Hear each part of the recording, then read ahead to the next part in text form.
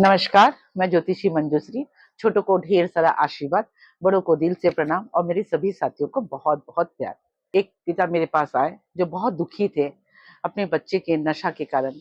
नशे के आदि बहुत सालों से है वो। बच्चा किसी भी तरह से ठीक नहीं हो पा रहा है। कई डॉक्टर को दिखा दिया उन्होंने, कई तरह के उनको नशा मुक्ति केंद्र में भेजा गया, लेकिन बच्चा किसी भी तरह से नशे से निकल नहीं पा रहा है। ऐसे कई माँ-बाप हैं जो बच्चों के नशे को लेके बहुत परेशान हैं। अब सवाल है कि बच्चों को नशे से हम कैसे निकालें? ऐसा क्या करें कि बच्चे नशे से बाहर आ जाएँ? और नशा एक ऐसा चीज़ है, नशा खाली देखिए खाने-पीने का नहीं है कि कुछ पी रहा है या कुछ ले रहा है। नशा बहुत सारी चीज़ों का। कुछ बच्चों को ऐसा नशा है कि जिन लोग सट्टे जुए पे पैसा लगा रहे हैं।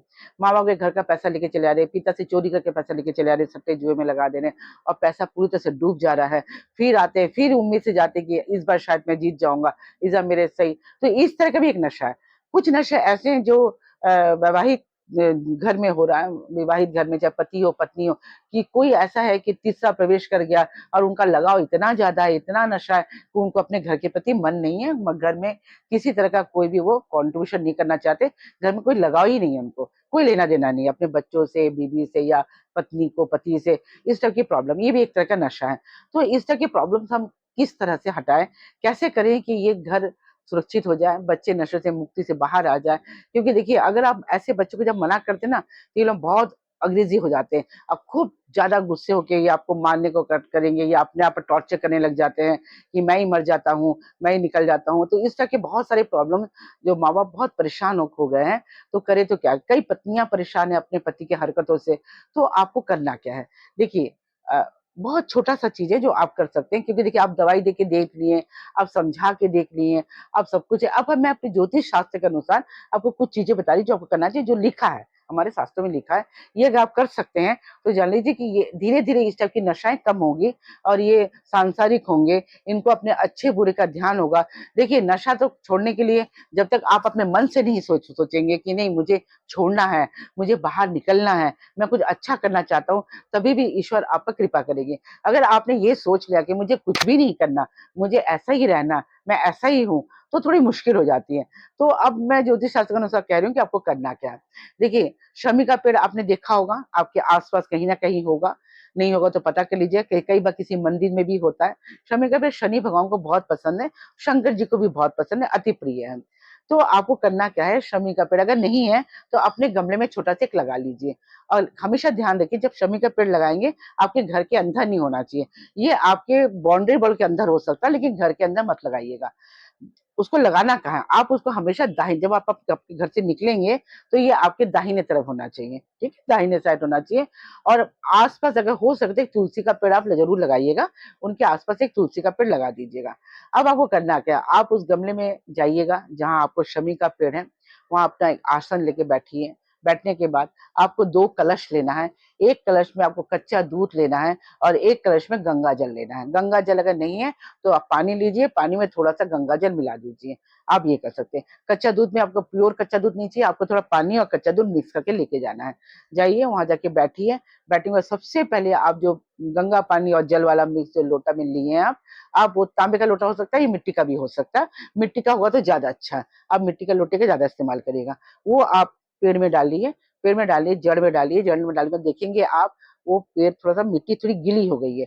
गीली होने के बाद आप वहाँ से थोड़ा निकालिए, निकालने से आप शंकर शिवलिंग बनाइए। एक शिवलिंग बनाइए गोल सा दबा के सुंदर सा छोटा-सा ज़्यादा बड़ा नहीं। आपने अंगूठा देखा अंगूठे से भी थोड़ा छोटा, एकदम इतनी बड़ी नहीं इसमें थोड़ा छोटा-सा एक शिवलिंग बनाइए और उस पेड़ के नीचे आप उसको रखिए। रखिए, आप अगर सफ़ेद फूल मिलता है तो एक सफ़ेद फूल उन पर चढ़ाइए चढ़ाइए और जो शमी का जो पेड़ है उसके एक पत्ता आप शमी के पेड़ से इजाज़त लीजिए, उनको प्रणाम कीजिए, वहाँ से एक पत्ता आपको शिवलिंग पर रखना है।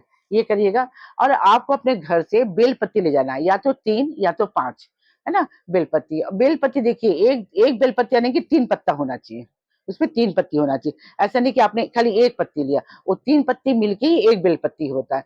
तो आपको या तो 1 बेलपत्ती या तो 3 बेलपत्ती विषम संख्या में आपको लेना है, सम में आपको नहीं लेना। आप वहाँ पे बैठ जाइए, बैठ के आप शंकर जी को शरण करिए और ओम अगर कुछ भी नहीं आता तो ओम नमः शिवाय का जाप करिए।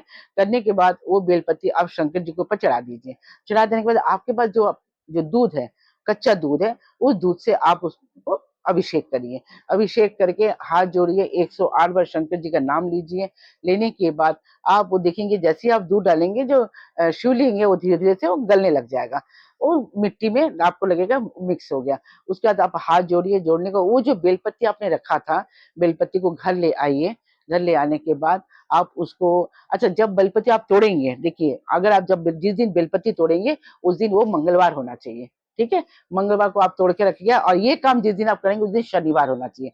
तो मंगलवार को आप बेलपत्ती तोड़ के अपने घर में रख लीजिएगा, बेलपत्ती खराब नहीं होता और शनिवार को दिन आप ये काम करिएगा। करने के बाद उस बेलपत्ती को आप घर में ले आइए और किसी भी तरह आप उस बालक को या अगर वो कोई पति है या पत्नी है, आपको इसको खिला देना है। आप इसको पीस के खिला दीजिए या आप इसको सब्जी में मिला के खिला दीजिए। आप या तो उनको बोलिए कि प्रसाद के रूप में अपने मुँह में चबा के खा लें, कोई हानि नहीं होगा, बेलपत्ती में किसी तरह का हानि नहीं होता। आप देखेंगे कि महीने में कम से कम एक बार आप ज़रूर कीजिएगा। आप देखेंगे कि आपके पति को धीरे-धीरे नशे की आदि, ये जो बुरी आदत है, ये धीरे-धीरे खत्म हो जाएगी। इसका फल आपको ज़रूर मिलेगा, इसका रिज़ल्ट बहुत अच्छा कई लोगों ने किया है, कई लोगों ने मुझे कहा कि हाँ मैडम, पति को अब नशे से मुक्ति मिल गई है, अदर चीज़ उनके जीवन से बाहर निकल गया है, अब वो अपने घर को समझने लगे हैं। जो बच्चे बहुत ज़्यादा नशे के आदी हो चुके हैं, आप उनको पिला दीजिए, उनके दाल में मिला दीजिए, उनके खाने मिला दीजिए या उनको ऐसे ही दे दीजिए, वो खा लेंगे पत्ते को। बेल पत्ती को आपको खिलाना है और कुछ भी नहीं करना, पूजा करके आके आप वो बेल पत्ती को आपको अपने बच्चे को खिला देना। ये ध्यान रखिएगा। अगर मेरा वीडियो आपको अच्छा लगता है तो आप एक लाइक ज़रूर करिएगा और मेरे चैनल में जाके अगर आप नए हैं, तो मेरे चैनल में जाके एक सब्सक्राइब ज़रूर कीजिएगा। नमस्कार।